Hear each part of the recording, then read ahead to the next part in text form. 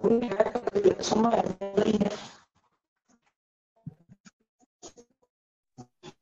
வாழ்க வளமுடன். வாழ்க வளமுடன். தெளிவா கேக்குதுங்களா? இருக்குங்கய்யா. நான் ஏதாவது கேட்கலன்னா பண்ணுவாங்கய்யா, கூப்பிடுறாங்கய்யா. ஓகேங்க. இப்போ இந்த அளவுக்கு தெளிவா இருக்குங்களா? நல்ல தெளிவா இருக்குங்கய்யா, சிறப்பா கேக்குதுங்கய்யா. வாழ்க வளமுடன். வாழ்க வளமுடன். தந்தைதாய் ஈருயிரும் ஒன்று சேர்ந்து தலைத்ததோர் உடலாகி இவ்வுலகில் வந்தோம். அந்த ஈருயிர் வினைகள் அறமோ மற்றோ அளித்த பதிவுகள் எல்லாம் நம் சொத்தாச்சு. இந்த அரும் பிறவியில் முன் வினை அறுத்து எல்லையில்லா மெய்ப்பொருளை அடைவதற்கு வந்த ஒரு உதவி குரு உயிரின் சேர்க்கை. குரு திருவடி வணங்கி வாழ்த்தி வாழ்வோம். வாழ்க வளமுடன். இந்த இனிமையான மதிய வேளையில காயகல்பமும் இன்றைய வாழ்க்கை முறையும் என்ற ஒரு அற்புதமான தத்துவத்தை இந்த உரையை நிகழ்த்துவதற்கு எனக்கு வாய்ப்பளித்த திருப்பூர் மண்டலம் அனைத்து நிர்வாகிகளுக்கும் வணக்கம், குரு வணக்கம். மற்றும் தவம் நடத்திய மற்றும் என்னை அறிமுகப்படுத்திய அனைத்து தெய்வங்களுக்கும் நன்றியை தெரிவித்துக் கொண்டு, காயகல்பமும் இன்றைய வாழ்க்கை முறை நல்ல அருமையான தலைப்பு. அப்ப காயகல்பம் அப்படிங்கிறது அற்புதமான கலை. நான் முதல்ல சொல்லிடுறேன், நான் சரண்டர் ஆயிடுறேன். உங்களுக்கு தெரியாத எதையும் நான் சொல்ல போறது இல்லை. இது என்னுடைய வழியில நின்று இது எந்த வகையில விளக்கம் அப்படிங்கிறது பார்ப்போம். நம்ம எல்லாருக்குமே தெரியும், காயம் அப்படின்னா உடல், கல்பம் அப்படின்னா உறுதி. நேத்து இதே தலைப்பு பெருமாளையா பேசினாங்க. நீங்க எத்தனை பேர் இணைப்பில் இருந்தீங்கன்னு எனக்கு தெரியல. ஆனா அங்க கேட்டதுல நிறைய கேள்வி, காயகல்பம் நான் சரியா செய்யறேன் அப்படிங்கிறத எப்படி உணர்ந்து கொள்வது, எப்படி தெரிஞ்சு கொள்வது. இன்னும் சில பேர் சொல்றாங்க, இந்த காயகல்பம் நான் 10 வருடமாக செய்து கொண்டிருக்கிறேன், ஆனா எனக்கு இன்னும் மாற்றம் வரல, முழுமையடையல. அப்ப காயகல்பத்துல எந்த மாற்றமும் இல்லை. நம்மளுடைய வாழ்க்கை முறைய மாற்றி கொள்ளாம காயகல்பத்தை எப்படி அப்ளை பண்ணாலும் அது அதற்குண்டான விளைவுகளை தான் கொடுக்கும். அதை உணர்ந்ததுனால இன்றைய வாழ்க்கை முறையில் காயகல்பம் எப்படி அப்படிங்கிறது இன்றைய தலைப்பு. இது வரைக்குமே பாருங்க, சுவாமிஜி நம்மளுக்கு ஏகப்பட்ட தத்துவங்களை அருளி இருக்கிறாங்க. இதுல உடலுக்கு உடற்பயிற்சி, மனதிற்கு தியானம். இதுல முதல் இடத்தை பிடிக்கிறது எதுன்னு சொன்னா, நம்ம கொடுத்த மகரிஷி கொடுத்த காயகல்ப பயிற்சி ஃபர்ஸ்ட் ரேங்க். எப்படி நீங்க கேட்கலாம். ஏன்னு சொன்னா, இந்த காயகல்ப பயிற்சி ஒன்னை மட்டுமே வைத்துக்கொண்டு நாம் முழுமை பேரை அடைய முடியும், இறைவனை உணர முடியும் அப்படின்னு சொல்லி மகரிஷி அவங்க நம்மளுனாலதான். ஏன்னு சொன்னா என்ன பாருங்க, ஒரு சந்ததி உருவாக்கத்தையே இந்த வித்து தூய்மை செய்து அந்த சந்ததி உருவாக்கி கொடுக்கக்கூடிய ஒரு அற்புதமான நிலையில இந்த காயகல்ப பயிற்சி இருப்பதனால, இப்ப எனக்கு தெரிஞ்சு சுவாமிஜி எடுத்த பயிற்சிகள்லயே அதிகமா கொடுத்த பயிற்சி இந்த காயகல்பம் தான் இருக்கு. இன்னும் கூட வெளியிடங்கள்ல, வெளி நாடுகள்ல பயிற்சி கொடுக்க முடியல, இத்தனை பயிற்சிகளை புரிஞ்சுக்க முடியலன்னு அவர்கள் கூறும்போது கூட சாமிஜி சொன்ன ஒரே வார்த்தை, கடைசிக்கு இந்த காயகல்ப பயிற்சி ஒன்ன மட்டுமாவது கொடுத்துருங்க, அது மத்த எல்லா வேலையும் அது செஞ்சிரும் அப்படின்னு சொல்லி இந்த பயிற்சியே முதல்ல. ஏன்னா இதுல இல்லாத தத்துவங்களே இல்லை. இப்ப நம்மளுக்கு தெரியும் நல்லாவே, முதல்ல சாமிஜி ஆரம்ப காலங்கள்ல இந்த பயிற்சி கொடுக்கற போது கிட்டத்தட்ட 2 நாட்கள் வரைக்கும் இந்த காயகல்ப பயிற்சி நீண்டு வந்திருக்கு. 2 நாட்கள் வரைக்கும் காயகல்ப பயிற்சி நீண்டு வந்திருக்கு. இப்ப இந்த 2 நாட்கள்ல பாருங்க ஒரு எத்தனை விளக்கங்கள். இப்ப இன்னைக்கு இந்த 2 நாட்கள் அப்படிங்கிறது இன்னைக்கு இந்த 3 மணி நேரமாக சுருங்கி விட்டது. சுருங்கினாலும் அதனுடைய உட்கருத்து மாறல. இனிமே பாருங்க, நம்ம ஆரம்ப காலத்துல இருந்து வரும்போது தெரியும், சுவாமிஜி அவங்க இந்த அளவுக்கு தளர்வு இல்லை, இந்த அளவுக்கு இதுல தளர்வு கொடுக்கல. இப்ப முதல்ல பாருங்க, பயிற்சி எடுக்கிற போதே மெய்விளக்க மன்றங்கள் தான் பயிற்சிகளை தொடங்க ஆரம்பிச்சார். அப்ப அவர் நினைச்சது தீட்சை கொடுக்கணும், இறைவனை உணர வைக்கணும், அதுக்கு தவம் கொடுக்கணும் அப்படிங்கிறது மாதிரியாக அவர் நடத்தும். அந்த பயிற்சிக்கு வரும் கூடிய ஆட்கள் எல்லாம் எப்படிப்பட்டவங்கன்னு பாத்தீங்கன்னா, கொஞ்சம் போற ஆள்கள் எல்லாமே இந்த உடல் துன்பத்தோட, மன துன்பத்தோட, ஐயா என்னால உட்கார முடியல, நிக்க முடியல. அப்ப பாக்குறாரு சுவாமி, என்னப்பா இது, முதல்ல எங்களுக்கு உடலை தயார் பண்ணி சரி பண்ணாதான் அடுத்து தவத்துக்கு கொண்டு போகும் முடியும் போல இருக்கு அப்படின்னு சொல்லித்தான். நம்ம எல்லாருக்குமே தெரியும், அவர் ஏற்கனவே மருத்துவத்துறையில நன்கு தேர்ச்சி பெற்றவர். சித்தா, ஆயுர்வேதா, ஹோமியோபதி ஆகிய மருத்துவ துறைகள்ல. அப்ப இதையெல்லாம் அந்த கணக்கை வச்சுதான் முதல்ல உடற்பயிற்சி தொடங்குறாரு. அப்புறம் பல காலம் பாருங்க, நம்ம எல்லாருக்குமே தெரியும், இந்த காயகல்பம் பயிற்சி நோக்கம் அது நம்ம என்னைக்குமே மறந்திருக்க மாட்டோம். ஒண்ணு நோயின்றி வாழ்தல், முதுமை தவிர்த்து இளமையோடு இருத்தல், இன்னொன்னு மரணத்தை தள்ளி போடுதல். அற்புதமான நோக்கங்கள்.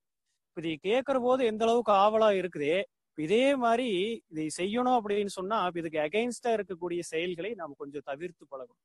இப்போ நோயின்றி நலமாக வாழ்தல் அப்படின்னு சொன்னா எப்படி நோயின்றி நலமாக வாழ முடியும்? வெறுமனே காயகல்ப பயிற்சி மட்டும் செய்துட்டா போதாது. இப்ப நம்ம மகான்களை பாக்குறோம், அவங்க கொடுத்த தத்துவங்களை ரசிக்கிறோம்.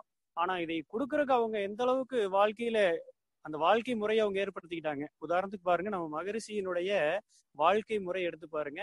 அவர் அந்த முறையில வாழ்க்கை முறையை வச்சுக்கிட்டதுனால இப்ப அவர் பயிற்சி செஞ்சார். 96 காலம் அவரு இந்த பூ உலகில் நிறைவா வாழ்ந்தார். அவர் இன்னும் பாருங்க, அந்த உடல் முடியாத காலத்துல கூட அவர் பயிற்சியை தொடர்ந்து செய்து கொண்டே இருந்தார் அப்படிங்கிறது நம்ம எல்லாருக்குமே தெரியும். அப்ப அந்த அளவுல இந்த காயகல்ப பயிற்சி அப்படிங்கிறது ரொம்ப ரொம்ப ரொம்ப மனித குலத்திற்கு முக்கியமானது. ஒரு கேள்வி பதில சாமிஜி கேக்குறாங்க, சுவாமிஜி நீங்க ஏன் சீவ சமாதி அடையல? அப்ப அவரு சொல்ற பதில் பாருங்க, எனக்கு அதுல விருப்பம் இல்லை. ஆனா இந்த காயகல்ப பயிற்சியை கத்துக்கிட்டு பின்னாடி வரக்கூடிய பல நபர்கள், பல மக்கள் இந்த ஜீவ சமாதி பின்னாளில் அடைவார்கள் அப்படிங்கறத அழுத்தம் திருத்தமா அங்க சொல்றாரு. அப்போ அப்படி சொல்றாரு அப்படின்னு சொன்னா இப்ப நம்ம மேல அவர் எவ்வளவு நம்பிக்கை வச்சு அந்த ஜீவ சமாதி அளவுக்கு நம்மள வருவாங்க, என்னை விட இன்னும் மேலான அந்த ஒழுக்கத்தை கடைபிடிச்சு அந்த காயகல்பத்தை மென்மேலும் கொண்டு போவாங்க அப்படிங்கிற அந்த ஒரு நம்பிக்கையில நம்மளுக்கு அந்த வார்த்தையை அவர் குறிப்பிட்டிருக்காரு பாருங்க. அப்போ அதனாலதான் மகரிஷி அவங்க பயிற்சி கொடுக்கற போது ஒவ்வொரு விதத்திலையும் அந்த ஒரு நுணுக்கத்தை உள்ள கொடுத்தாங்க பாருங்க. அந்த நுணுக்கம் மாறாம அது அப்படியே இன்று வரைக்கும். அதைத்தான் பெரியவங்க சொன்னாங்க, குரு இல்லாத வித்தை. ஏன் அப்படின்னு சொல்லி சொன்னாங்க அப்படின்னு சொன்னா, இப்ப இன்னைக்கு நம்மளுக்கு பயிற்சி கொடுத்தது அத்தனை பேருக்கு வந்து நேரடியா குரு கொடுத்துருக்க முடியாது. ஏன் குரு கிட்ட போய் கத்துக்கணும்னு சொன்னா, இப்ப அந்த முழுமையா உணர்ந்த குரு தான் அவர் அப்படியே 100% டிரான்ஸ்ஃபர் பண்ணுவாரு அப்படிங்கறத உணர்ந்ததுனால எந்த ஒரு வித்தையா இருந்தாலும் குரு கிட்ட நேரடியா கத்துக்கணும் அப்படின்னு சொன்னாங்க. அதை உணர்ந்ததுனாலதான் நம்மளுக்கு ஆயிரக்கணக்கான குருமார்களை மகரிஷி அவங்க உருவாக்கி கொடுத்தாங்க. அவங்க சொன்னதை அப்படியே ஒரு வார்த்தை பிறலாம நம்ம அங்க வெளியில டிரான்ஸ்பர் பண்ணணும் அப்படிங்கிறதுனால. அதனால பாருங்க, இந்த வித்து சக்தி அப்படிங்கிறது நம்ம உடல்ல இருக்கக்கூடிய அபரிவிதமான ஆற்றல். இதை உணர்ந்துகிட்டவங்க, இந்த சக்தியை பெருக்கிக்கிட்டவங்க தான் இந்த வாழ்க்கையில சாதிச்சிருக்கிறாங்க, மேல வந்திருக்கிறாங்க. நான் உதாரணத்துக்கு நான் மகாத்மா காந்தி எடுத்துக்கிறேன். இந்த காந்தி அப்படின்னு சொன்னா இப்ப அவரு எந்த விதமான பயிற்சியும் செய்யல, வித்து சக்தியை பத்தி அவ்வளவா ஆற்றல் இல்லை, அறிவு இல்லை.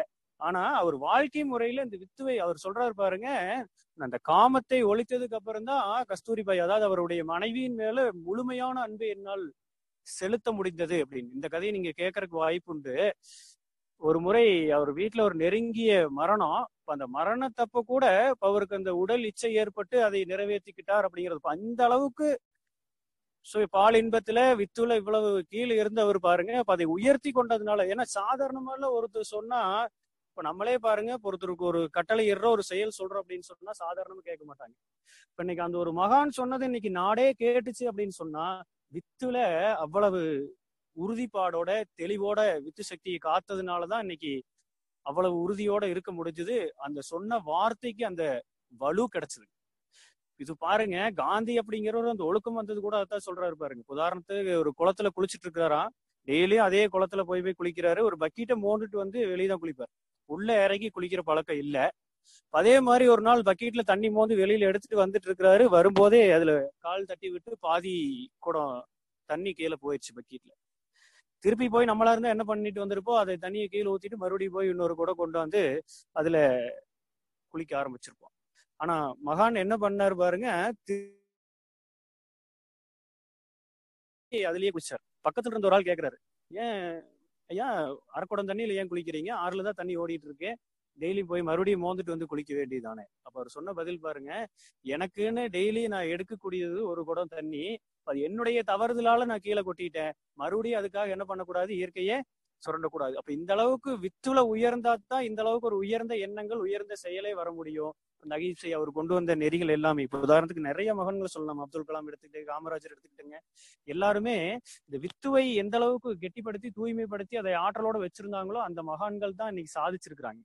இன்னைக்கு நம்ம பெற்றோர்கள் நிறைய தெரிஞ்சுக்க வேணும். ஏன்னு சொன்னா இப்ப நீங்க நம்ம குழந்தைகளுக்கு நிறைய கலைகளை கத்துக் கொடுக்குறோம் பாருங்க. உதாரணத்துக்கு என் குழந்தை கராத்தா தெரியும், டான்ஸ் கிளாஸ் போகுது, நிறைய விதமான. அப்போ வந்து ஒரு குழந்தை இன்னைக்கு என் குழந்தை காயகல்பம் பயிற்சி எடுத்திருக்கிறான் அப்படிங்கிறது என்னைக்கு நம்ம பெருமையா வெளியில சொல்றோமோ. ஏன்னா கராத்தா யாரு வேணா சொல்லி தரலாம், ஜூடோ யாரு வேணா சொல்லி தரலாம், கும்பு யாரு வேணா. அப்ப இந்த நம்ம உடல் இருக்கக்கூடிய மாற்றத்தை, இந்த உடல் இருக்கக்கூடிய சக்திய எந்த அளவுக்கு வலிமைப்படுத்தணும் அப்படிங்கறத அற்புதமா அந்த பயிற்சி கத்துக் கொடுக்குது. வித்துவை அந்த வளரும் பருவத்துல தூய்மைப்படுத்தி கொடுக்குது பாருங்க. இப்பேற்பட்ட பயிற்சியை கத்துக் கொடுக்கறது நம்ம பெருமையாக இதை கருத வேண்டும். இந்த இடத்துல மகரிஷி அவங்க ஒரு கவி சொல்றாங்க பாருங்க. உடல் இயக்கம் நின்று விட்ட சவத்தை மண்ணில் உள் புதைந்து சமாதி என்று பூஜை செய்து உடல் இயக்கம் பெற்ற பல பொருள் அளித்து மன அமைதியை இழந்து சேர்ந்தாயினும். உடல் இயக்கம், அறிவியக்கம், பிறப்பு இறப்பு உண்மைகளை அறிந்து பயன் அடையாவிட்டால் உடல் இயக்கம் நிற்கும் முன்னே கருதவத்தால் உள்நாடி சமாதி நிலையை அறிய வாரீர். என்ன சொல்ல வர்றாருன்னு பாருங்க. உடல் இயக்கம், ஒரு ஆள் இறந்து போனதுக்கு அப்புறம் அவருடைய உடலை மண்ணில புதைச்சு அந்த சமாதிக்கு நிறைய பேர் இன்னைக்கெல்லாம் பயங்கரமா டெவலப் பண்ணிட்டு இருக்கிறாங்க. இன்னைக்கு இருக்கக்கூடிய அரசியல் தலைவர்கள் இருந்து எல்லாருமே எடுத்துக்கங்க. இப்ப அந்த சமாதிக்கு நீ என்ன பூஜை பண்ணாலும் அது பிரயோஜனம் இல்ல. ரெண்டாவது பாருங்க, உடல் இயக்கம் பெற்ற பல பொருள் அளித்து. அது என்ன உடல் இயக்கம் பெற்ற பல பொருள் அப்படின்னு சொன்னா, இப்ப இங்க இருக்கக்கூடிய உயிரினங்களை வேற பல பலியிடுறாங்க அந்த சமாதியில. உல அமைதியை இழந்து சேர்ந்தோரேனும் உடல் இயக்கம், அறிவியக்கம், பிறப்பு இறப்பு இந்த உண்மைகளை அறிந்து பயன் அடைய வேணும் அப்படின்னு சொன்னா, உடல் போனதுக்கு அப்புறம் அதை நினைச்சு பிரயோஜனம் இல்ல. உடல் இயக்கம் நிற்கும் முன்னே கருதவத்தால் உள்நாடி சமாதி நிலையை அறிய வாரீர் சொல்றாரு. அப்ப இந்த அளவுல உடல் இயக்கம் போனதுக்கு அப்புறம் அதை பத்தி கவலைப்படக்கூடாது. இப்ப நிறைய பேர் பாருங்க அலட்சியம். அதாவது காயகல்பம் பயிற்சி தெரிஞ்சிருந்தாலும் அதை செய்யறதுக்கு ஒரு சின்ன அலட்சியம் அது இருக்குது, பாத்துக்கலாம் அப்படிங்கிற மாதிரி. அப்ப அந்த அலட்சியம், அப்ப இதுக்காகத்தான் மகரிஷி அவங்க ஏன் 14 வயசுலயே, அதாவது இளம் வயதுலயே ஏன் கொடுக்கணும் இந்த காயகல்ப பயிற்சியை அப்படிங்கறது ரொம்ப ரொம்ப வலியுறுத்தி இந்த பயிற்சிகள் சொல்லியிருக்கு. அதாவது இன்னும் இளம் வயதில் இருக்கக்கூடிய பருவ மாணவர்கள், பள்ளிகளுக்கெல்லாம் இன்னைக்கு நம்ம கொடுத்துட்டு இருக்கிறோம், காலேஜுகளுக்கு கொடுக்குறோம். ஏன் இள வயதுல கொடுக்கணும்னு இவ்வளவு போக்கஸ் பண்ணாங்க அப்படிங்கிறதுக்கு ஒரு காரணம் பாருங்க. அதாவது உதாரணமா ஒரு நடுத்தர வயதுல ஒரு இளைஞரோ அல்லது ஒரு பெண்மணியோ இருக்கிறாங்க அப்படின்னு சொன்னா, அவங்க உடல்ல உதாரணத்துக்கு ஒரு 100 ml ஜீவ வித்து குழம்பு ஸ்டோர் ஆகி ரெடியா இருக்குது. அதனால எவ்வளவு உயிர் துகள்களை இது பிடித்து வச்சிருக்க முடியும்னு சொன்னா, உதாரணத்துக்கு ஒரு 100 கோடி உயிர் துகள்களை இது என்ன பண்ணும், இழுத்து பிடிச்சு வச்சிருக்கோம். அதனால அதுதான் கெப்பாசிட்டி. அப்ப இது என்ன பண்றோம், அப்போ ஒரு கரெக்டா நம்ம பசிக்குது, ஒரு அரை மணி நேரம் கழிச்சு 1 மணி நேரம் கழிச்சு நல்லா அந்த பசியோட அந்த உணவை எடுத்துக்கிறோம் அப்படின்னு சொன்னா, இப்ப அந்த உணவுல இருந்து நல்லா கவனிங்க, ஒரு 15 கோடி உயிர் அணுக்கள் நம்ம எடுத்துக்கிறோம், ரெக்கவர் பண்ணிக்கிறோம். அப்ப அது என்ன பண்ணுது அப்படின்னு சொன்னா, இப்ப இங்க 100 கோடி இருக்கிறது 115 கோடியே கன்வெர்ட் ஆகும். இது அப்படியே இருக்குமா அப்படின்னு கேட்டா இருக்காது. ஏன் அப்படின்னு சொன்னா, இதனுடைய கெப்பாசிட்டி நம்மளுடைய வித்துனாதோ 100 ml இருக்குதுன்னு சொன்னா அதனுடைய கெப்பாசிட்டி வெறும் 100 கோடி உயிர் துகள்களை மட்டும்தான் அது பிடிச்சு வச்சிருக்க முடியும். அதுக்கு மேல வந்து அது ஓவர்லோடு கட்டாயம் அது வெளியில தான் போகும். அப்ப இதே நம்ம அந்த பயிற்சி பண்றதுனால, வித்து கெட்டியாகிறதுனால என்ன ஆகுதுன்னு பாருங்க. உதாரணத்துக்கு அதே 100 கோடி தான் இந்த பயிற்சி செஞ்சு அதை செறிவுபடுத்தி வச்சிருக்கிறாரு. அது செறிவுபடுத்தி வைக்கும் போது அதே 100 ml தான். அந்த 100 ml செறிவா இருக்கிற போது என்ன ஆகுதுன்னு சொன்னா, 125 கோடி, அதாவது மீதி 25 கோடி உயிர் துகள்கள் வெளியில இருந்து வந்தாலும் அது அப்படியே உள்ள எடுத்து சேமிச்சு வைக்கக்கூடிய ஆற்றல் இந்த வித்து சக்திக்கு இருக்குது. அது எப்படின்னு சொன்னா, இப்ப பாருங்க, உதாரணத்திற்கு நம்ம காய்கல்பம் பண்ண ஒரு பால் இருக்குது, 1 லிட்டரு. அந்த 1 லிட்டர் பால்ல நம்மளுக்கு வெண்ணெய் வந்து கிடைக்கிறது 1000 ml பால்ல ஒரு 100 ml தான் வெண்ணெய் கிடைக்குது. இப்ப அந்த வெண்ணெயிலே இப்ப நம்ம பயிற்சி செய்ய அந்த பால் என்னவா மாறுது, 1 லிட்டர் பாலை சுருக்கி அதை செறிவுபடுத்தி வெண்ணெயாக அதை மாற்றி வைத்துக் கொண்டிருக்கோம். ஆனா அது நல்லா கவனிச்சு பாக்குறோம், இளம் வயதுல மட்டும்தான் அந்த உற்பத்தி தொடங்குமே தவிர இது சேமிக்க முடியுமே தவிர 14 இயர்ஸ். இப்போ இன்றைய கால சயின்ஸ் என்ன சொல்லுது, மகரிஷி சொல்றாங்க 14 இயர்ஸ். இன்றைக்கு இருக்கக்கூடிய விஞ்ஞானம் மீறி போனா 30 அரோடு 35 வயதுக்குள்ளேயே இந்த வித்து சக்தி என்ன ஆயிருதுங்களா, ஃபுல்லா ட்ரைன் ஆகி போயிரு. அப்ப ஒருத்தர் 40 வயதுக்கு மேலதான் பயிற்சிக்கே உள்ள வராருன்னு வைங்க. இப்போ ஒரு பயிற்சி கத்துக்கிறாரு. இப்போ உதாரணத்துக்கு நடுத்தர வயதுல ஒரு 100 ml வித்து சக்தி ஸ்டோர் ஆகி இருக்குது அப்படின்னு சொன்னா, ஒரு 40க்கு மேல அந்த ஒரு பயிற்சியை கத்துக்கிட்டாரு அப்படின்னா அவர்கிட்ட ஒரு 80% தான் இருக்குதுன்னு வைங்க. 80 ml இருக்குது. அதனால எவ்வளவு காந்தத்தை உறிஞ்ச முடியும், 800 கோடி 80 கோடி உயிர் அணுக்களை உள்ள உறிஞ்சி வைக்க முடியும். அதனுடைய கெப்பாசிட்டி. இதனாலதான், இதை புரிஞ்சதுனாலதான் மகான்கள் பாருங்க 14 வயதுல இளம் வயதிலேயே அது எந்த அளவுக்கு அதை சேமிச்சு வைக்க முடியுமோ அப்பவே சேமிச்சு வச்சுட்டா தான் பின்னால் என்ன பண்ண முடியும்னு சொன்னா அதை எடுத்து வாழ்க்கை வளமாக வாழ முடியும். இப்ப நான் இன்னும் கூட ஒரு உதாரணம் சொல்றேன் பாருங்க. ஒருத்தர் வேலைக்கு போறாரு, ஒருத்தர் 20 வயதுல இருந்தே ஒரு சீட்டு போட்டு நடத்திட்டே வர்றாரு, மாசம் 1000 ரூபாய் போட்டுட்டே வர்றாரு. ஒருத்தர் 40 வயதுல தான் சீட்டு போடணும் அப்படிங்கறதே 1000 ரூபாய் எடுத்து வைக்க தொடங்குறாரு. அப்ப இவரு ஒரு 80 வயசுல இவர்கிட்ட எவ்வளவு தொகை இருக்கும், அவர்கிட்ட எவ்வளவு தொகை இருக்கும். தொகை இருக்கும் இல்லைங்கிறது வேற, உடம்புல அந்த ஆற்றல் அப்படிங்கிறது பாருங்க. அந்த 40 வயதிற்கு மேல எடுத்துக்கொண்டு அது செய்யறது அப்படின்னு சொன்னா இருக்கிறத மெயின்டைன் பண்ணிட்டே வருது.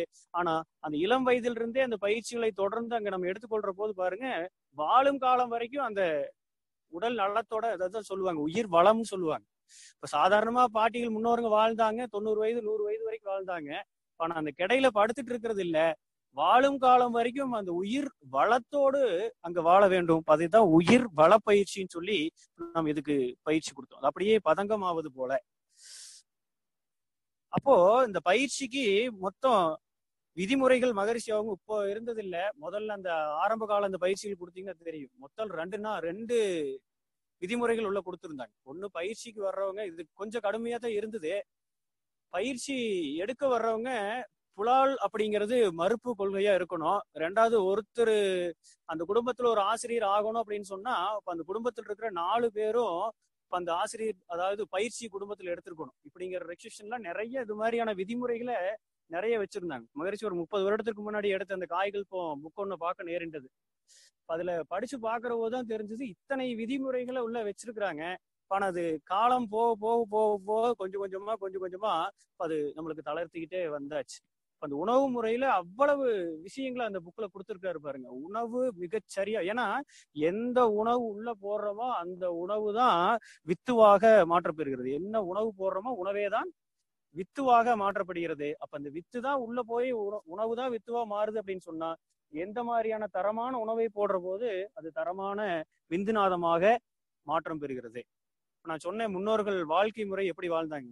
இன்னைக்கு நம்ம 5 அளவு முறைன்னு சொல்லிட்டு வகுப்புல போட்டு அதை நல்லா விளக்கம் கொடுத்து இத்தனை பயிற்சி முறைகளை உள்ள விளக்கம் கொடுக்கிறோம். ஆனா முன்னோர்கள் வாழ்ந்த முறையே அந்த 5 அளவு முறை அவங்களுக்கு இயல்பாகவே போச்சு. உதாரணத்துக்கு நான் வாட்ஸ்அப்ல பார்த்து பாருங்க, சமீபத்துல இந்த அம்மியில அரைக்கிற போது 108 கலோரிகள் உடம்புல இருந்து பேன் ஆச்சுக்கலாம். இதே இன்னைக்கு நம்ம மிக்சி போட்டு சர்ன்னு ஒரு சுத்தி எடுத்துடுறோம், வெறும் 15 கலோரிகள் மட்டுமே தான் நம்ம உடம்புல இருந்து பேன் ஆகுது. அந்த உடல் ஆற்றல் வெளியில போகுது. இதே மாதிரி ஒவ்வொன்றுக்கும் கொடுத்துருக்காங்க பாருங்க. இப்ப தண்ணீர் போது உதாரணத்துக்கு 161 கலோரி அப்ப பேன் பண்ணோம். இன்னைக்கு சைன்னு பைப்பை திறஞ்சா தண்ணி வந்துருது, வெறும் 15 கலோரி. அதே மாதிரி துணி துவைக்கிறதுக்கு 266 கலோரி உடம்புல இருந்து செலவாச்சுங்க. இன்னைக்கு வாஷிங் மிஷின்ல போட்டு ஒரு சுத்தி எடுத்துடுறான், 15 கலோரி. அதே மாதிரி வீடு கூட்டுறக்கு அன்னைக்கு குனிஞ்சு நிமிர்ந்து கூட்டுனா ஒற்றை அடிச்சாங்க. இன்னைக்கெல்லாம் மிஷின் வந்து போச்சு. ஒரு பட்டனை தட்டினா கட்டில் இருந்தாலும் சரி, இது எவ்வளவு கீழே பொருள் இருந்தாலும் சரி, அது போய் உள்ள வேக்கம்ல பூரா இழுத்து கொண்டாந்து வெளியில போட்டுருது. இன்னும் சில பேர் அதுக்கெல்லாம் நிறைய ஆள் வச்சுக்கிறோம். நம்மளால முடியறது இல்ல, கூட ஆள் வச்சுட்டு அவங்க அதுக்கு பண்ணிட்டு போயிடுறாங்க. அப்ப அந்த மாதிரியான அந்த உடல் நலம் என்ன ஆகி போச்சு. இப்ப அந்த இயற்கையாகவே அவங்களுக்கு நல்லா இருந்தது. 2வது பாருங்க, ஒரு பண்டிகையை கொண்டாடணும் அப்படின்னு சொன்னா கூட அந்த ஏரிகள் குளங்கள்ல இந்த பண்டிகையை கொண்டாடணும். என்ன காரணம் அப்படின்னு சொன்னா, ஏதோ வருஷத்துக்கு அந்த 2-3 முறையாவது அங்க போனா அந்த இடம் சுத்தமாகும் அப்படிங்கறத உணர்ந்ததுனால. இப்ப நீங்க சமீபத்துல பாருங்க, இந்த செல்போன் ஆகட்டும், மீடியாவாகட்டும், இதனுடைய தென்கட்சிக்கோ சுவாமிநாதன் அருமையா சொல்லுவார். ஒவ்வொரு கண்டுபிடிப்புகள் பெருக பெருக பெருக பெருக என்ன ஆச்சுன்னு அப்படின்னு சொன்னா, ஒரு மனிதனுக்கு ஒரு விதத்துல ஒரு சந்தோஷத்தை கொடுத்தாலும் இன்னொரு பக்கம் அது இறுக்கத்தை கொடுத்துருதுன்னு சொல்றாங்க. உதாரணத்துக்கு ஒரு 60 வருடம் 50 வருடத்திற்கு முன்னாடி நான் ஒரு 10 கிலோ கல்ல தலையில சுமந்துட்டு நின்னேன் அப்படின்னு சொன்னா, இன்னைக்கு அந்த 10 கிலோ கல் என்னவா ஆயிடுச்சா, 50 கிலோ கல்லா மாறிடுச்சான். உதாரணத்துக்கு நம்ம டிவி பார்த்துட்டு இருக்கிறோம். அந்த டிவி பார்த்துட்டு கரண்ட் போயிருச்சு அப்படின்னு சொன்னா பயங்கரமா கடுப்பாகுது. அதுவும் முக்கியமா அந்த இன்னைக்கு இந்த சீரியல் அப்படிங்கிறது பயங்கரமா ஓடிட்டு இருக்குது. அப்ப அந்த வகையில என்ன ஆகுதுன்னு சொன்னா கட் ஆயிருது. அப்ப மனதுல ஒரு டென்ஷன் ஆகுது, இருக்கும். ஐயோ கரெக்டா இந்த ஒரு சீன் வரையில போயிருச்சு அப்படிங்கிறது. இதே பாருங்க, ஒரு 50 வருடத்திற்கு முன்னாடி மின்சாரமே இல்ல.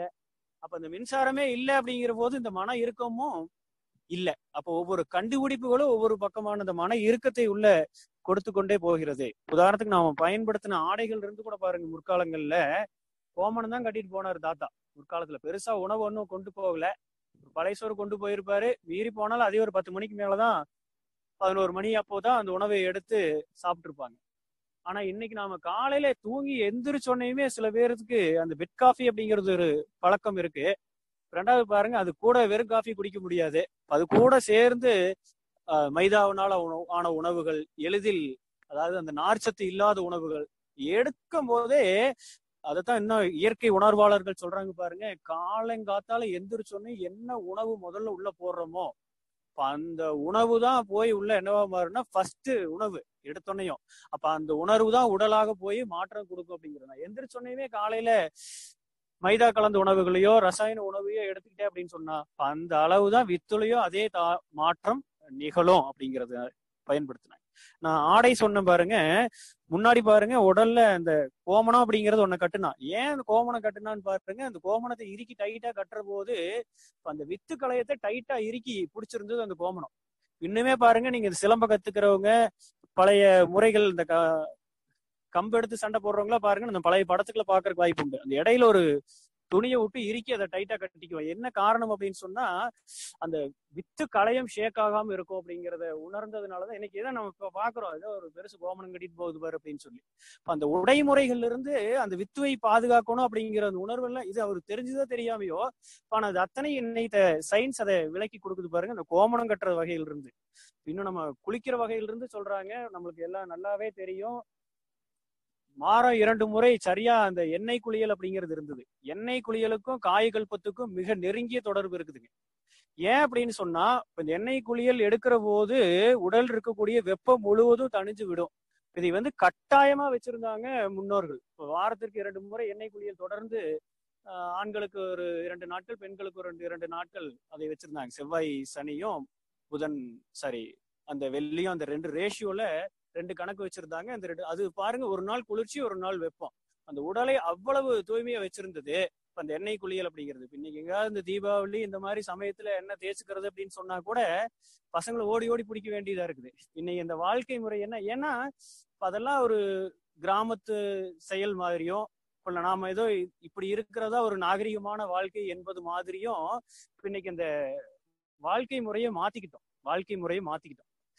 நம்மளுக்கு நல்லாவே நினைவு இருக்கிறது. இப்ப ஏதாவது முற்காலத்துல பாருங்க, ஏதாவது ஒரு நோம்பி நொடி விசேஷம் அப்படின்னு சொன்னா வீட்டுல அசைவம் எடுக்கிறது வழக்கமா இருந்தது. இன்னைக்கு பாருங்க, இன்னைக்கு டிவியில அது காமிக்கிறான், KFCங்கிறான், கிரில்டு சிக்கனுங்கிறான், போட்டு நீங்க யூடியூப்ல ஒரு சாமிஜியோட ஸ்பீச்சே கேட்டாலும் கூட அந்த ஜொமோட்டோனோட இந்த விளம்பரம் பாருங்க, அந்த விளம்பரத்தை பார்க்காம அதை ஸ்கிப்பும் பண்ண முடிய மாட்டேங்குது.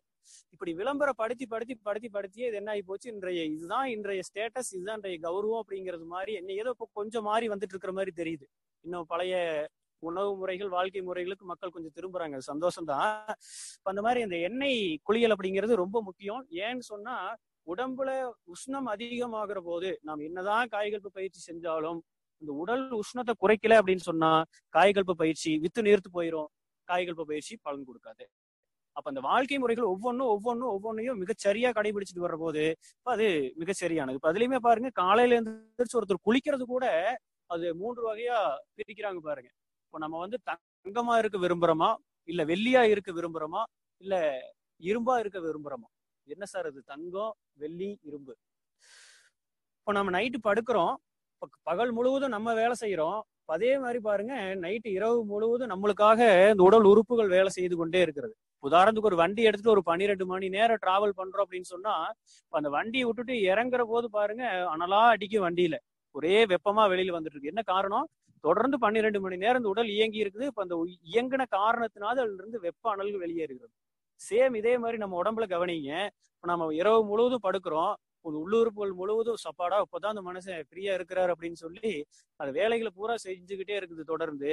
நீங்க நல்லா கவனிச்சு பாருங்க, காலையில எந்திரிக்கையில உடல் சூடா இருக்கும், வெப்பமா இருக்கும்.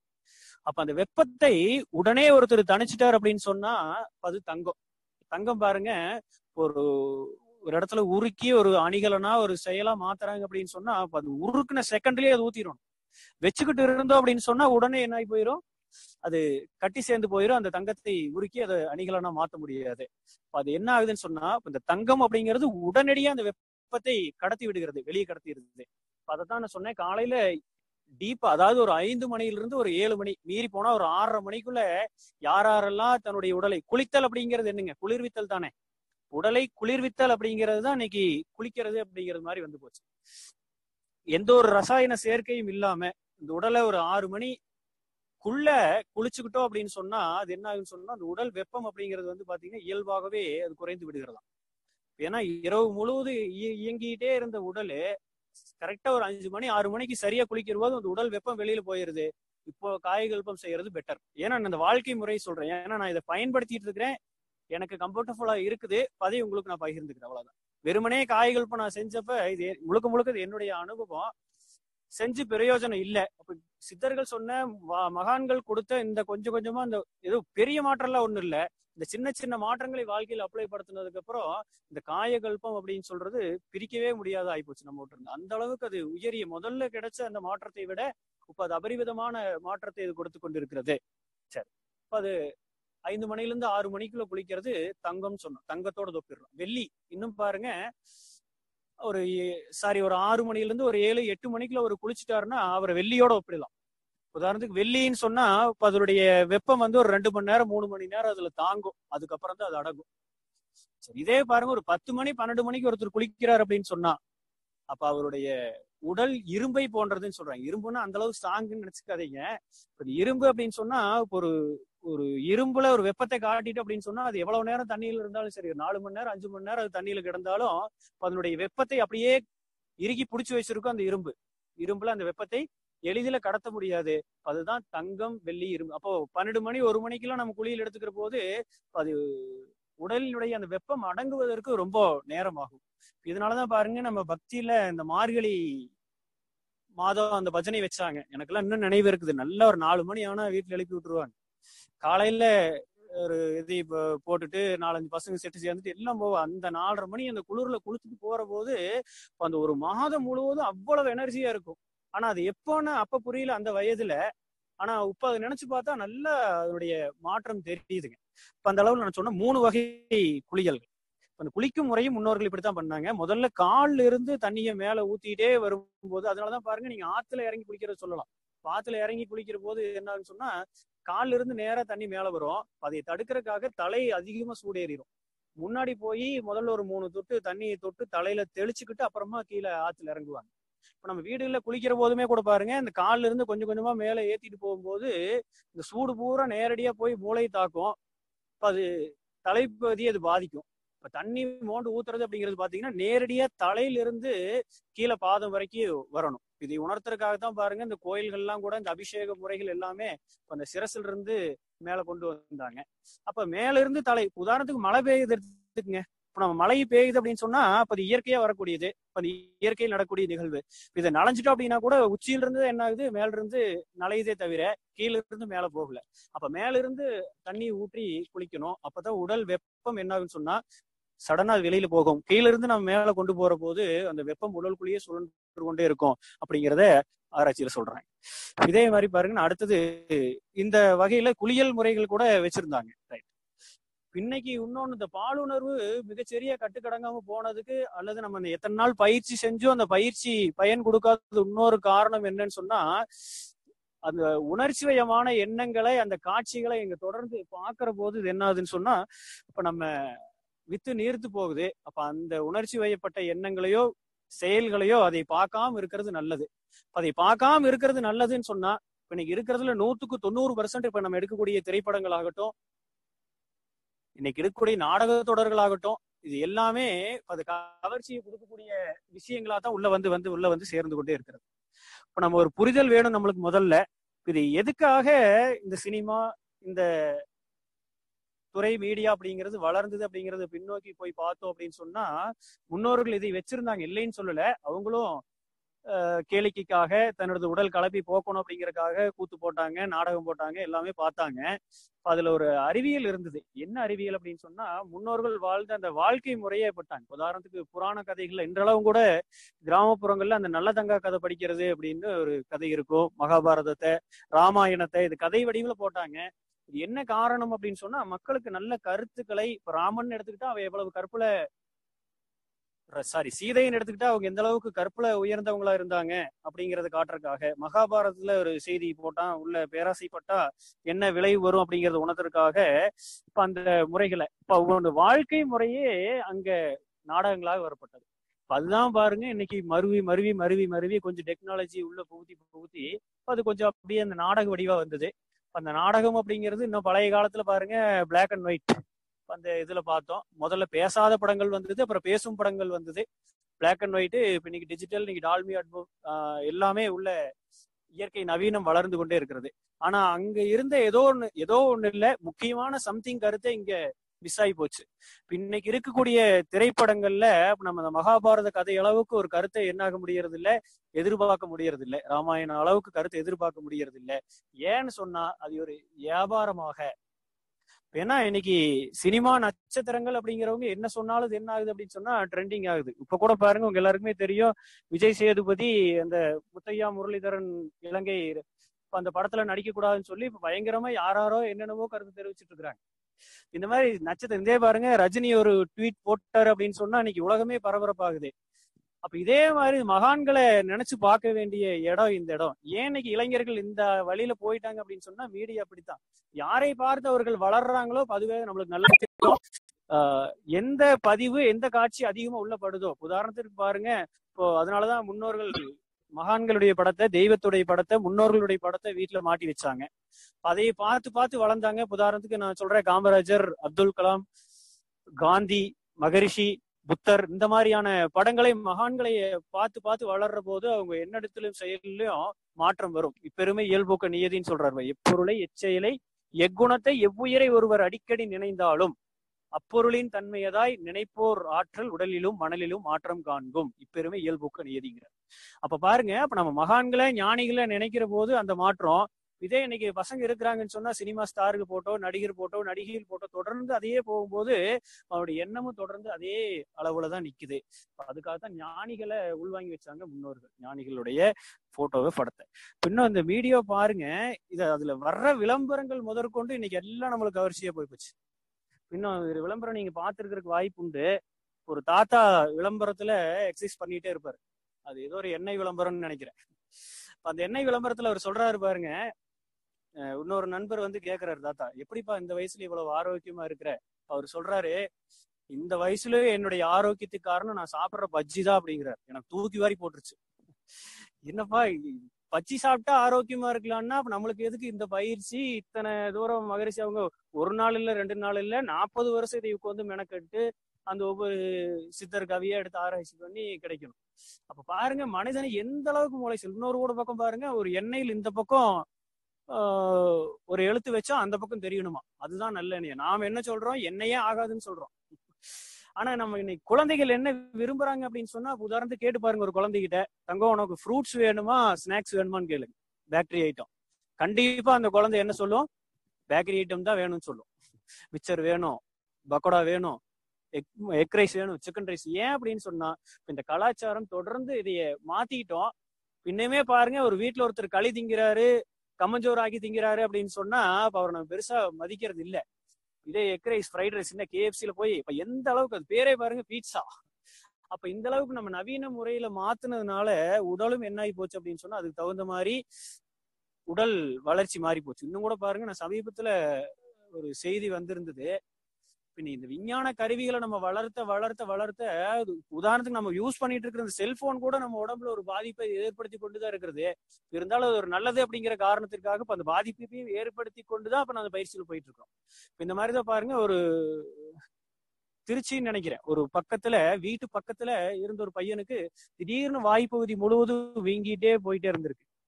அவங்க பெற்றோர்கள் என்ன முயற்சி பண்ணி பார்த்துருக்காங்க, இது என்னன்னு தெரியலையே, வாய்ப்பகுதியில் இந்த அளவுக்கு வீக்கம் உருவாகிட்டே இருக்குது அப்படிங்கிற போது அந்த டாக்டர்கிட்ட கொடுத்து கொண்டு போய் கன்சல்ட் பண்றாங்க. அவர் இன்னும் அது அறுவை சிகிச்சை பண்ணணும்னு சொல்லிட்டாங்க. நீங்க நம்ப மாட்டீங்க, அந்த பையனுடைய வாய்க்குள்ள கிட்டத்தட்ட 530 பற்கள் முளைச்சிருக்குதான், குட்டி குட்டியா குட்டி குட்டியா குட்டி குட்டியா குட்டி குட்டியா.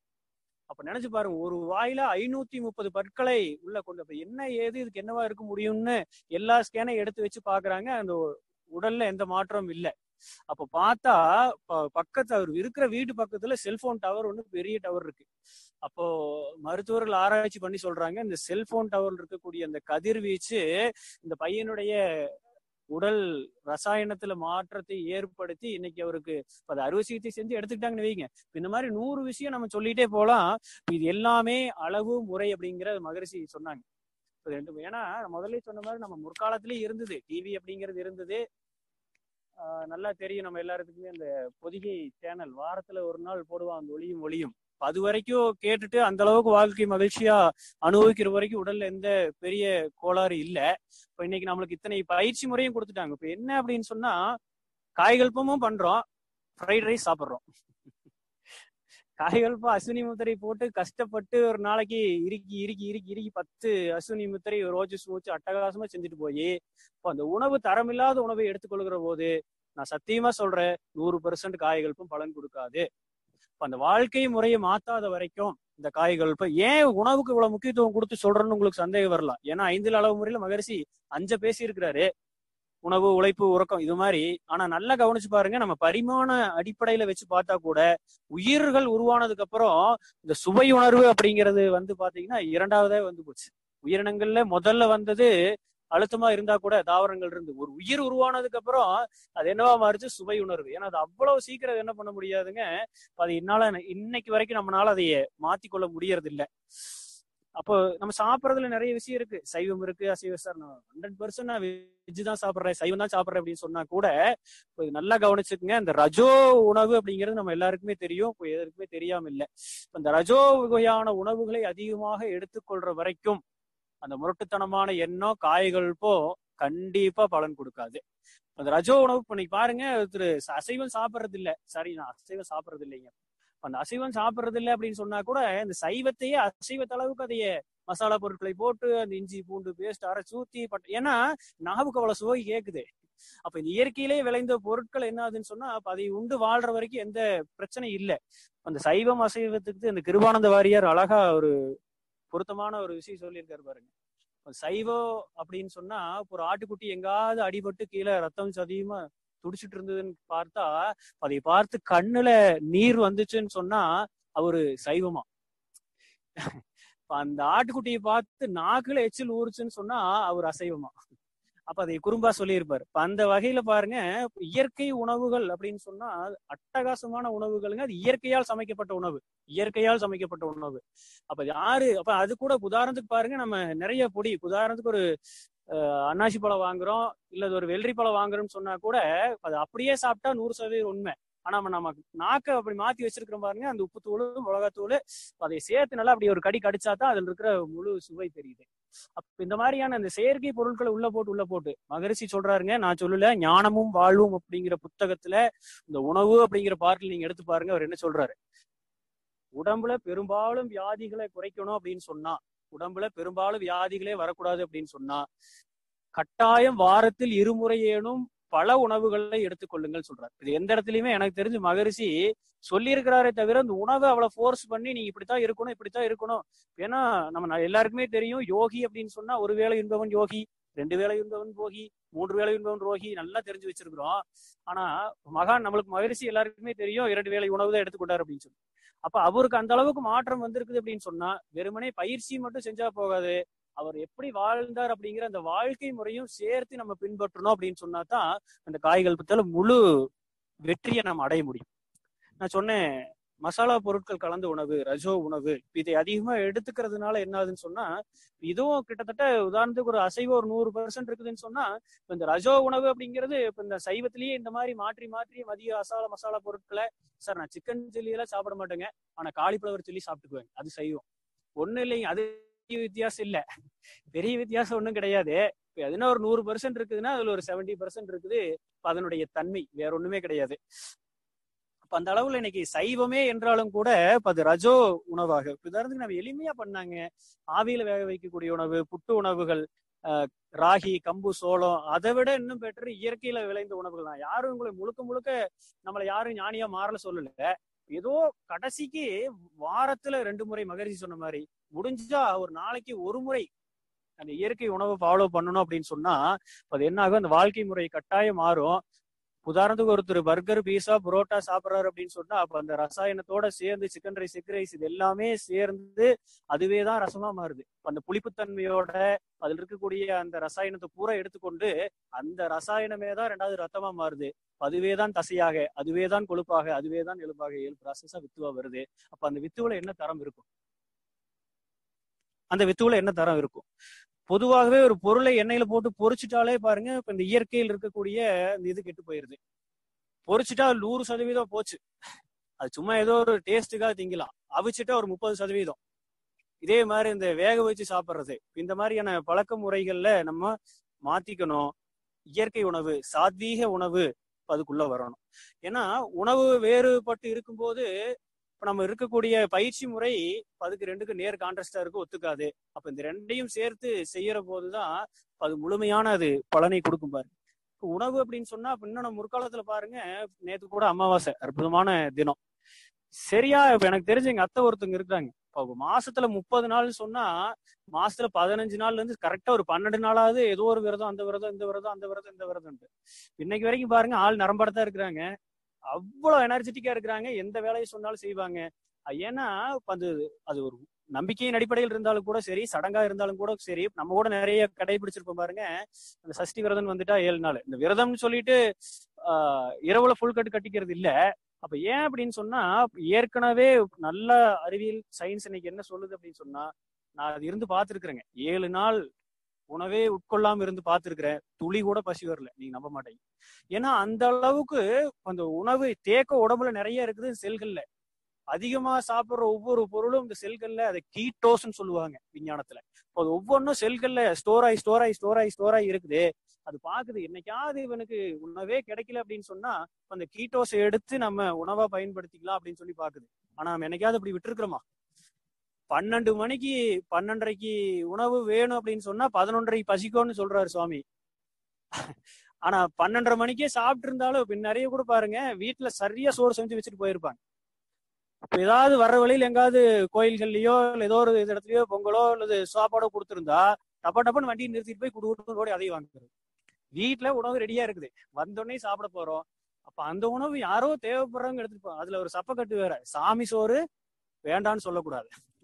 சாமி சோறு யாருக்காக கொடுத்த சோறு? உணவில்லாம தவிக்கிறவங்களுக்காக, ஏழைகளுக்காக அந்த உணவு அங்க கொடுத்தாங்க. அதையும் போய் வாங்கிட்டு வந்து, அப்போ இந்த மாதிரியான மனநிலை, அதாவது உணவு இருந்தா போதும் அப்படிங்கிறது மாதிரி இது குழந்தைகளுக்கு நம்ம கண்டிப்பா சொல்லி கொடுக்கணுங்க. இயற்கை உணவு கண்டிப்பா பழக்கப்படுத்தணும். இன்னைக்கு நான் பையனும் கூட அதான் கொடுக்குறேன். கடலை மூட்டாய் தான் கொடுத்து வளர்த்துறோம். இந்த மாதிரி இயற்கையான பழங்களை, ஃப்ரூட்ஸ் எல்லாமே கொடுக்குறோம். இப்ப நீங்க இந்த டிவியில காட்டுற மசாலா பொருட்களை கண்ட அது எல்லாமே பாருங்க உள்ள கலந்து வச்சிருக்கு, ரசாயனம் கலந்து வச்சிருக்குதுங்க. இந்த புஃப்னு ஊதி வச்சு அடைச்சு வச்சு கொடுக்குறான் பாருங்க, அதை போல விஷம் வேற எதுவுமே கிடையாது. அப்ப அந்த அளவுக்கு இயற்கையை நம்ம மாத்தி எடுத்துக்க கூடாது. முடிஞ்ச வரைக்கும் இயற்கையா கிடைக்கிறது இயற்கையாவே எடுத்துக்கங்க. என்ன கெட்டு போச்சு? காலையில ஒரு வேளை இயற்கை உணவு அப்படிங்கறது எடுத்துக்கங்க. நல்லா கேளுங்க, இன்னொன்னு இதையே நான் அனுபவிச்சிருக்கிறேன். எப்போ நல்லா மனிதனுக்கு பசி வருதோ அப்பதான் சிந்தனை மேலோங்கும். நம்மளுக்கு எல்லாருக்குமே தெரியும், மகரிஷி ஒரு வேளை உணவை தியாகம் பண்ணித்தான் என்ன பண்ணாரு, அங்க படிச்சாரு அப்படிங்கிறது தெரியும். அப்ப ஞானிகளுக்கு மட்டும் இல்ல, நம்மளுக்குமே பாருங்க நல்ல பசியோடு இருக்கையில, ஆற்றலோடு இருக்கையில இதை செய்யணும் ஆர்வமா இருக்கும். சாப்பிட்டு முடிச்சு என்னைக்கு இந்த வயிறு நிரம்பிச்சோ அதோட பாருங்க டோட்டலா எல்லாம் அப்படியே சரி விடு அப்புறம் பாத்துக்கலாம் அப்படிங்கிற மாதிரியான அந்த ஒரு நிறைவுத்தன்மை வயிறுக்கு வந்துருச்சு அப்படின்னு சொன்னா அதோட சரி, அதோட சோம்பேறித்தன்மைனா அந்த மந்தத்தன்மை வந்து போயிடும். அதனாலதான் முன்னோர்கள் சொன்னாங்க, அரை வயிறு பசி, கால் வயிறு தண்ணி, கால் வயிறு ஃப்ரீயா இருக்கணும் அப்படிங்கிறத உணர்ந்ததுனால. சரி, அப்படி சாப்பாடா வாழ்ந்தவங்க எல்லாம் இருக்கிறாங்க. இன்றைக்கு வரைக்கும் குஜராத்ல ஒரு நபர் இருந்துட்டு இருக்கிறாருங்க. இன்றைக்கு வரைக்கும் குஜராத்ல ஒரு சமீபத்தில் நான் படிச்சது மறந்துட்டேன். குஜராத்ல ஒரு நபர் கிட்டத்தட்ட அவருக்கு வயது 62 வயது ஆகுது, இன்றளவு வாழ்ந்து கொண்டு இருக்கிறார். குறைஞ்சது ஒரு 30-35 வருடமா உணவே எடுத்துக்காம வாழ்ந்துகிட்டு இருக்காரு. நம்ம எல்லாருக்குமே தெரியும், நம்ம மறைந்த முன்னாள் ஜனாதிபதி அப்துல் கலாம் அவர் தலைமையில கூட ஒரு சயின்டிஸ்ட் குழு போய் அவரை எடுத்து ஆராய்ச்சி பண்றாங்க. ஒரு ரூம்குள்ள கூட்டிட்டு போய் இப்ப அவர் எப்படி இப்படி சாப்பிடாம இருக்கிறாருன்னா, அப்ப அவருக்கு பின்னாடி ஒரு வாழ்க்கை முறை இருக்கிற ஒரு குறிப்பிட்ட தெய்வத்தை அவர் வணங்கி காட்டுக்குள்ள போயிட்டாரு. அவரை யாருமே பின்னாடி கண்டுக்கல. அப்புறம் ஒரு குறிப்பிட்ட நாளுக்கு அப்புறம் தான் மக்கள் கண்ணுல படுறாரு. இப்ப அவர் ஒரே இடத்துல உட்கார்ந்துட்டு இருக்கிறாரு. அவர் எழுந்து போய் உணவு உண்பறையோ மலஜலம் கழிக்கிறதையோ யாருமே இந்த மக்கள் பார்க்கல. அப்போ இவர் ஒரு ஆராய்ச்சியா மறுபடியும் டிவி சேனல் எல்லாம் போய் ஒரு பேட்டி எடுக்குது. அப்பதான் அவர் சொல்றாரு உணவு எடுத்துக்கிறது இல்லை. இது எப்படி நம்புறது அப்படின்னு தெரியாம ஒரு ரூம்குள்ள கூட்டிட்டு போய் அடைச்சு வச்சு, எப்படி நம்ம அந்த பிக் பாஸ் பாக்குறோம் இல்லைங்களா, ஓடவும் முடியாது ஒழியவும் முடியாது. அதே மாதிரி எல்லா பக்கமும் கேமரா வச்சு ஒரு 15 நாள் டெஸ்ட் பண்றாங்க அவரை, வேற ஏதாவது உணவு எடுத்துக்கிறாரா அப்படின்னு சொல்லி. இது என்ன கூகுள்ல கிடைக்கும், நீங்க வேணா போய் அதை பாருங்க. அவர் எந்த விதமான உணவு எடுத்துக்கொள்றது இல்லை, மாறாக எந்தவித சிறுநீரோ மலமோ, ஏன்னா உணவு எடுத்துக்கிட்டா தானே அது போய் உள்ள ப்ராசஸ் ஆகும், எந்த வேலையுமே இல்லை. ஆனா அவர் கேட்கிறாரு, ஏன்னா அவர் பக்தியில் இருந்த காரணத்தினால எனக்கு குளிக்கிறதுக்கு மட்டும் தினம் ஒரு குடம் தண்ணி கொடுத்துருங்கப்பா அப்படிங்கிறார். அதை கூட கேமரால பாத்துட்டாங்க. மற்றபடி அங்க எந்த ஒரு இதுவுமே அப்ப உணவு எதுவுமே எடுத்துக்கல. அப்புறம் மறுபடியும் அவரை கூட்டிட்டு வந்து உடல் கூறு ஆய்வு பண்றாங்க.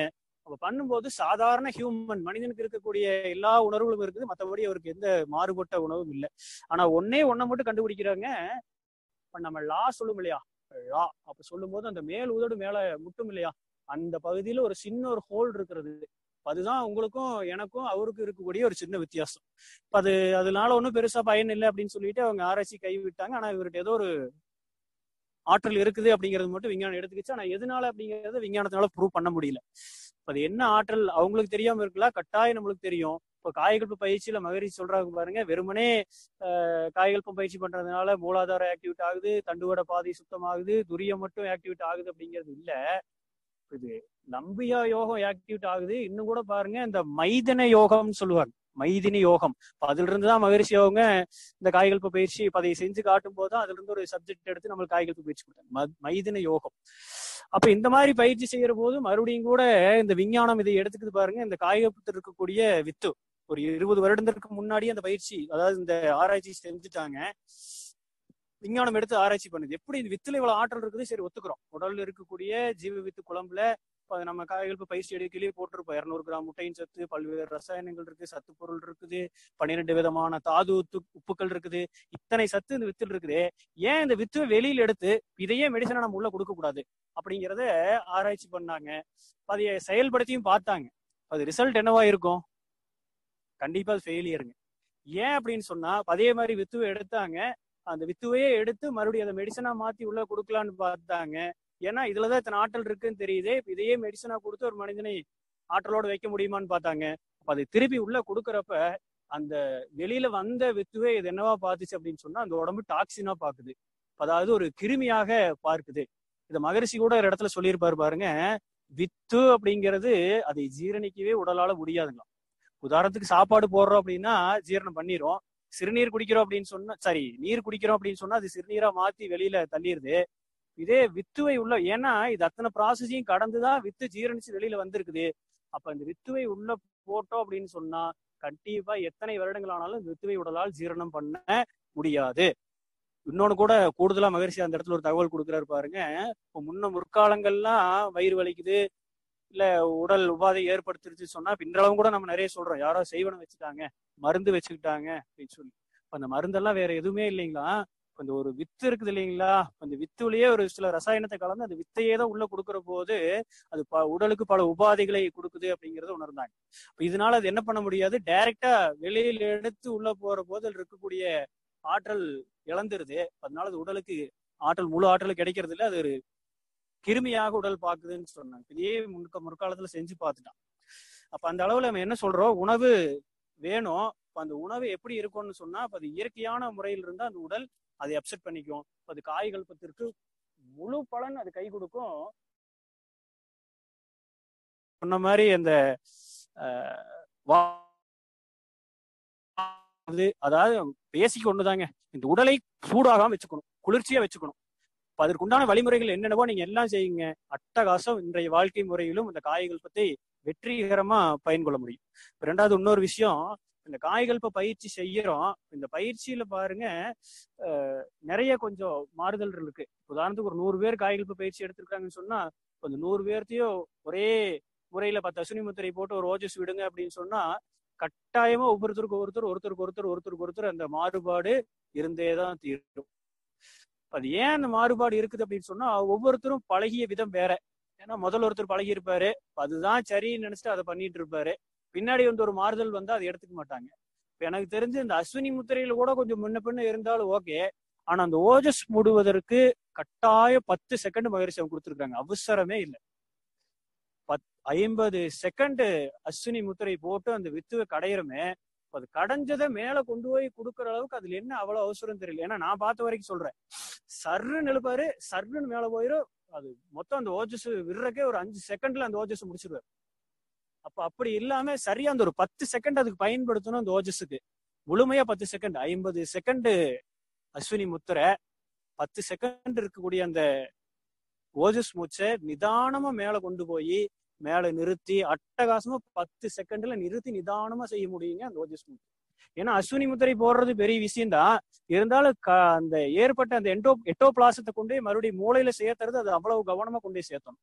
எந்த ஒரு கடுமையான உணர்வும் இல்லாம இயல்பாக ஆனந்தமாக அந்த ஆற்றல் மேல வருது அப்படிங்கிற அந்த உணர்வோட கொண்டு போற போது அது அட்டகாசமா மேல போகும். ஏன்னா நிறைய பேருக்கு இதுல ஃபெயிலியர் ஆயிருது, அந்த ஓஜஸ் இழுக்கிறது இல்லை.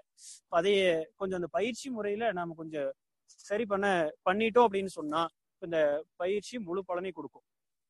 அது கூட பாருங்க, நான் முதல்ல சொன்னேன். ரெண்டாவது, இந்த பால் உணர்வுல கொஞ்சம் அளவு முறை கட்டாயம் வேணுங்க. பால் உணர்வுல அளவு முறை கட்டாயம் வேணும். அப்ப இது கடைபிடிக்காம காய்கள் பயிற்சி கொடுக்குமான்னா கொடுக்காது. ஏன் அப்படின்னு சொன்னா அது காரணம் நான் சொல்லிட்டேன். இருந்த இந்த மீடியாக்கள் இன்றைய வாழ்க்கை முறை அது சரிதான், இருந்தாலும் நம்ம எந்தெந்த அளவுக்கு அதுல இருந்து விலகி இருக்க முடியுமோ. ஏன் அப்படின்னு சொன்னா அந்த பயிற்சி கத்துக்கிட்டோம் அப்படின்னு சொன்னாலே நம்மள யாருங்க இல்ல, யாரெல்லாம் அந்த பயிற்சியை கொடுத்துருக்காங்க அப்படின்னு சொன்னா சித்தர் பெருமக்கள், மகான்கள், மகரிஷி, யோகிகள் கொடுத்துருக்காங்க. அவங்க இருந்திருந்தா இப்ப இந்த இடத்துல இருந்து எப்படி இந்த பயிற்சி செய்வாங்க, என்ன பொறுப்புணர்வோடு இந்த பயிற்சி செய்வாங்க அப்படிங்கிறத நம்ம உணர்ந்துட்டோம் அப்படின்னு சொன்னா. ஏன்னா சும்மா எந்த விஷயமே கிடைக்காதுங்க. உன்னை இழந்தால்தான் உன்னை தியாகம், அது தியாகம் கூட கிடையாது, அது நம்ம மனசுல நினைச்சிட்டு இருக்கிறோம். அப்படி இப்படி எல்லாம் இருந்தா தான் நான் வாழ முடியும். கொஞ்சம் அந்த ஞானிகள் அளவுக்கு நம்மளுடைய வாழ்க்கை தரத்தை உயர்த்தல அப்படின்னு சொன்னா, இப்ப மகான்கள் அளவுக்கு, மகரிஷி அளவுக்கு நம்ம இப்ப மகரிஷி சொல்றாரு பாருங்க, நீயும் நானும் வேற யாருமே இல்லப்பா, நீ என்றும் யார் என்றும் எந்த அறிவும் நிறையறிவில் ஒன்றே. அறிவுல நானும் நீயும் ஒண்ணுதான், ஆனா எடுத்து வந்த வினை பதிவுல நீயும் நானும் வேற இருக்கிறப்பா, மற்றபடி எந்த ஒரு பிரச்சனையும் இல்லை, நீயும் நானும் ஒண்ணுதான் அப்படிங்கிற. இப்ப நிறையறிவில் ஒண்ணு அப்படிங்கிற போது அப்ப கட்டாயம் அவர் சொன்ன அந்த வாழ்க்கை முறையை அதை கடைபிடிச்சு பழைய கால வாழ்க்கை முறையோடு இந்த காய்கல்பத்தை இணைந்து செய்யற போது இந்த காய்கல்பம் அட்டகாசமா பலன் கொடுக்குங்க. 100% பலன் கொடுக்கும். அந்த பலனை அனுபவிச்சுட்டு இருக்கிற ஆளுகிட்ட தான் நீங்க கேட்டுட்டு இருக்கிறீங்க, அதை 100% அனுபவிச்சுட்டு இருக்கு. அப்ப அந்த மாதிரி இந்த பயிற்சிக்கு ரொம்ப ரொம்ப முக்கியத்துவம், இம்பார்ட்டன்ட் வேணும். உதாரணத்துக்கு ஏதோ ஒரு செயல் நடக்குது, பிடிக்குது, அதுக்குனால இந்த பயிற்சியை விட்டலாம் அப்படின்னு சொல்லிட்டு இல்லை. அது என்ன நடந்தாலும் சரி, முதல்ல என்றது பயிற்சி. இப்ப நானும் கூட அந்த ஆரம்ப காலத்துல பயிற்சி செய்யறப்போ அதாவது ரொம்ப தீவிரமா செய்வேன். அதாவது ஒரு வைராக்கியம், என்னால பயிற்சி செய்ய முடியலன்னா கூட அந்த செவுத்துல கை வச்சு ஒரு நிமிஷம் நின்றுட்டு வந்துடணும், ஆனா செய்யாம இருக்கக்கூடாது அப்படின்னு. ஆனா அந்த உணவு மேல இருந்த ரொம்ப பற்றுதான் பாருங்க. ஒவ்வொரு நாள்ல பயிற்சி செய்ய போய் நின்ன அப்படின்னு சொன்னாலே கரெக்டான 9 மணி 9:30 நைட்டு வரும்போது கூட கரெக்டா அது போய் செவுத்துல கை வச்சு நிற்பேன். அந்த பசி உணர்வு பாருங்க, கரெக்டா அந்த அன்னைக்கு சமையல் செஞ்சு வச்சிருப்பாங்க, அந்த வாசம் வந்து உள்ள கூப்பிடும், நீ வா போலாம், நீ வா போலாம். அப்ப அந்த வாசத்தினால என்ன ஆகுன்னு சொன்னா டக்குன்னு அது பயிற்சியை செய்யறோமோ இல்லையோ ஒரு கடமைக்காக 10 முறை போட்டு ஒரு ரோஜஸ் மூர்த்தி போட்டு போயிடுவோம். ஆனா அது காலம் போக போக போக போக கட்டாயமா அதுல என்ன ஆகுதுன்னு சொன்னா அது உணவில் உள்ள. இப்ப யாரும் சரியா இப்ப காய்கல்ப பயிற்சி செய்யறாங்க? நேற்று கேட்டாங்க கேள்வி பெருமலையா இருக்கும்போது, பயிற்சி செய்யறேன் அப்படிங்கறத நான் எப்படி உணர்ந்துக்கிறது? கட்டாயம் உணவின் தன்மை குறையும். நான் காய்கல்ப பயிற்சி எடுக்கும் போது 12 இட்லி சாப்பிட்டேங்க, பயிற்சி எடுத்து 10 வருஷம் ஆகுதுங்க, அந்த இன்னும் 14 இட்லி சாப்பிட்றேங்க அப்படின்னு சொன்னா அது காய்கல்ப என்ன செய்யலீங்க, இன்னும் கொஞ்சம் உள்ள வேலை செய்யல, ஏதோ பயிற்சி ஏதோ இது மாதிரி அதையும் பண்ணிட்டு இருக்கிறோம் அப்படிங்கிற மாதிரி அர்த்தம். அப்ப இந்த உணவுல எப்ப மாற்றம் வருதோ அந்த உணவு மாற்றம் தான். இதை வச்சு மகரிஷியாவும் பெரிய பெரிய பிளான் எல்லாம் கொடுத்துருக்காங்க பாருங்க. அதாவது உணவு தட்டுப்பாடையே போக்கிடலாம், உணவு வறுமை. உதாரணத்துக்கு நான் 4 இட்லி சாப்பிட்றது 2 இட்லியா குறைஞ்சா அந்த 2 இட்லி உற்பத்தி ஆகக்கூடிய விலை குறையும். அப்ப 10 பேர் 10 இட்லியை குறைச்சிட்டாங்க அப்படின்னு சொன்னா ஒரு பொருள் 100 ரூபாய்க்கு விற்கிதுன்னா கட்டாய உற்பத்தி அதிகமா இருக்கிற போது நம்மளுக்கு தெரியும், மழை பெஞ்சா தக்காளி விலை உயருது, சரி கம்மியாகுது ஏதோ ஒண்ணு.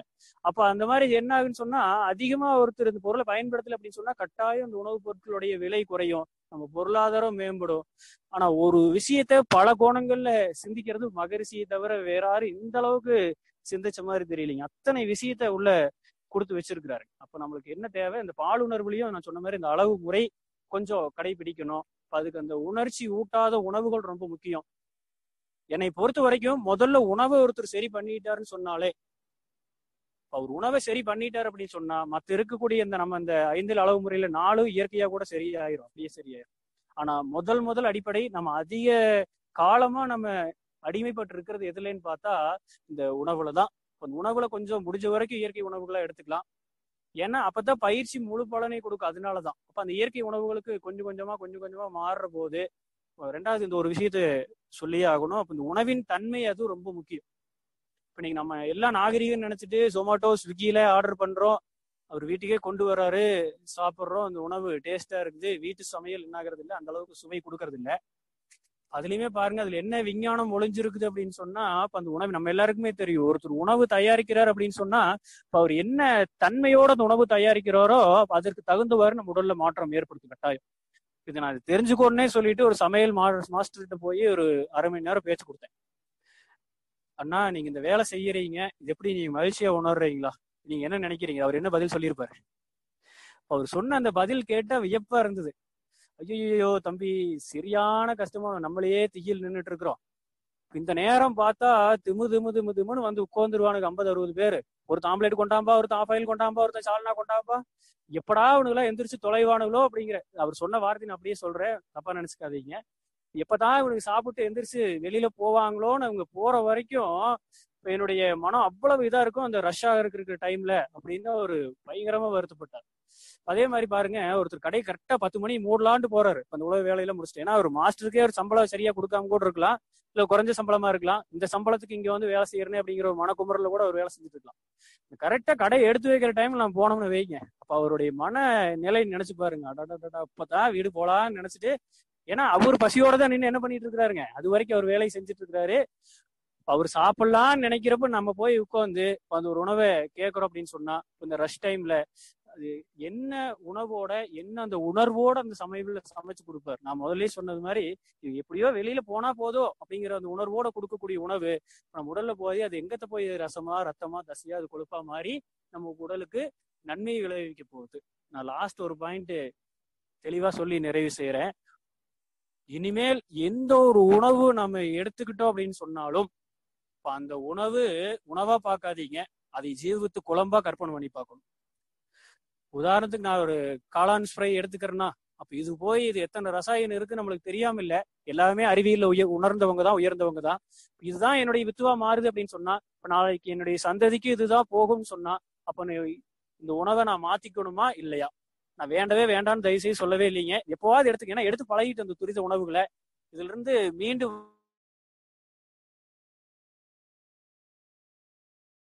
ஒரு நாளாவது இல்ல 2 நாளாவது தினமும் ஆகுது கொஞ்சம் கொஞ்சமா இந்த இயற்கை உணவுகளை பழக்கப்படுத்தி கொண்டோம் அப்படின்னு சொன்னா, காய்கல்பம் மட்டும் இல்ல, நம்ம எடுத்துக்கொள்ளக்கூடிய எல்லா பயிற்சிகளும். ஏன்னா நான் நிறைய இடத்துக்கு நான் போயிருக்கிறேன். அக்கா அவங்க முதல்ல அறிமுகப்படுத்தும் போது சொன்ன மாதிரி இந்த இயற்கை உணவு மையங்களுக்கு எல்லாம்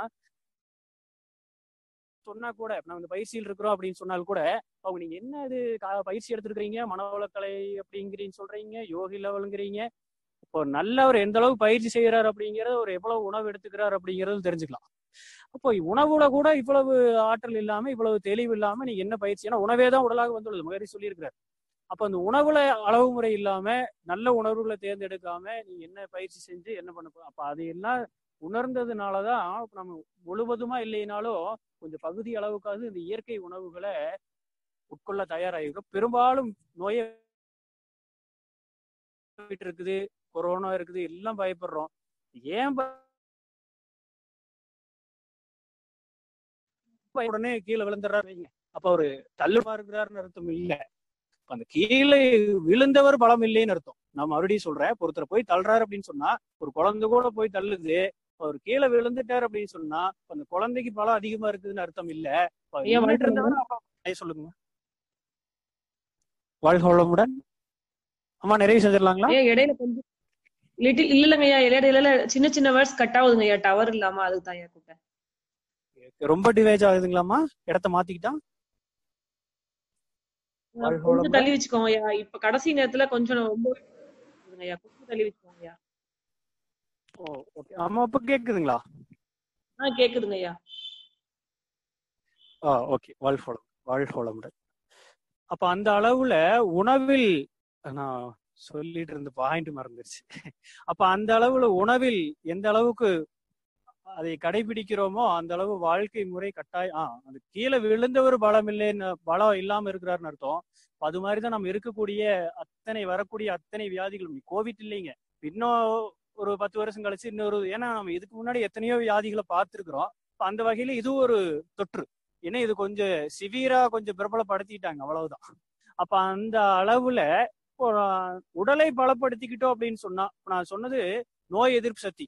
அந்த அதை எந்த அளவுக்கு உறுதிப்பாடா வச்சுக்கிட்டோம் அப்படின்னு சொன்னா, குழந்தை தள்ளுனான்னு இல்ல, ஒரு 100 கிலோ மனிதன் வந்து தள்ளுனா கூட நம்ம கீழே விழுகாத அளவுக்கு நம்மளுடைய எதிர்ப்பாற்றலை வளப்படுத்திக்கிட்டா, அது எந்த பயிற்சியும் அந்த நோயும் தொற்றும் நம்மளுடைய நெருங்காது அப்படிங்கிறத உணர்த்தி இந்த வகையில கிட்டத்தட்ட நேரம் ஆகிவிட்டது. கடந்த ஒரு